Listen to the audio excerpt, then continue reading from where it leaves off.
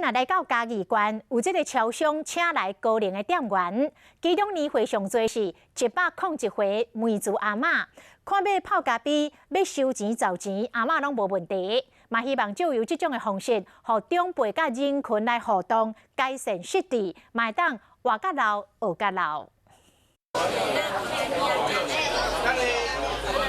摕杯仔泡咖啡，谨慎阁小心。这个店员上细看真特别，伊是高龄的实习生，梅祖阿嬷今年已经101岁啊，收钱找钱拢无问题。想看这里哦。好，阿嬷，谢谢啊。除了梅祖阿嬷，也阁有富祖阿嬷甲富美阿嬷，因已经真久拢无咧工作啊，今仔特别打扮来做一日的超商店员，希望透过甲人互动，活甲老，学甲老。 长辈吼有一个机会吼，迄社会的人吼，当有一个互动，有一个沟通，互伊感觉讲伊嘛是足够的，会当卖咖啡，会当收钱，会当甲大家祝福，这是因足快乐的代志。好，成功！